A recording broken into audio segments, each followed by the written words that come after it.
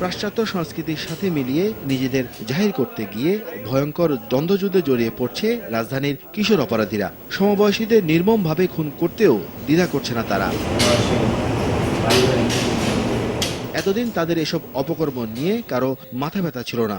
সম্প্রতি উত্তরায় আদনান নামে এক কিশোর খুন হওয়ার পর নড়ে চড়ে বসে প্রশাসন। বিভিন্ন মুভিতে কিন্তু এই যে গ্যাং কালচার, এলাকা ভিত্তিক যে বিভিন্ন আধিপত্য বিস্তার, তাদের যে কৌশলগুলি আছে, তারা মোটামুটি সেইভাবে তাদের চাল চলন এবং কিভাবে প্রচলিত করতে চায়, দেওয়াল লিখন সহ অন্যান্য জায়গায় কিন্তু তারা সেগুলি কিন্তু প্রবাহিত করে যাচ্ছে। এলাকার মধ্যে যখন এরকম অপকর্ম করতে চায়, এলাকার সাপোর্টেরও দরকার হয়, সেক্ষেত্রে তারা এলাকার স্থানীয় যারা আছে তাদেরকে জোরপূর্বকও তাদেরকে বাধ্য করে এদেরকে ভিড়ার জন্য। এলাকার নিয়ন্ত্রণ প্রতিষ্ঠা করা এসব কিশোর অপরাধী দলের মূল কাজ। এছাড়া স্কুল কলেজে র্যাগিং করা এবং ছাত্রীদের উত্ত্যক্ত করা সহ মাদক সেবন, ছিনতাই, বেপরোয়া গাড়ি ও মোটরসাইকেল চালিয়ে জনমনে আতঙ্ক সৃষ্টি করায় এদের জুড়ি মেলা ভার। তারা বিভিন্ন উপলক্ষকে কেন্দ্র করেই চাঁদাবাজির ব্যবস্থা করে থাকে। এটা আর্থিক প্রতিষ্ঠান হোক, অন্যান্য যে সকল অর্গানাইজেশনে কাজ করছে, এমন সময় বাসা বাড়ি থেকেও কিন্তু এগুলি নিয়ে থাকে। এই নর্মস ভ্যালুস বিরুদ্ধে যখন যারা কাজ করে তার প্রতিবাদ করলে কিন্তু তাদেরকেও কিন্তু বিড়ম্বনায় পড়তে হয়েছে।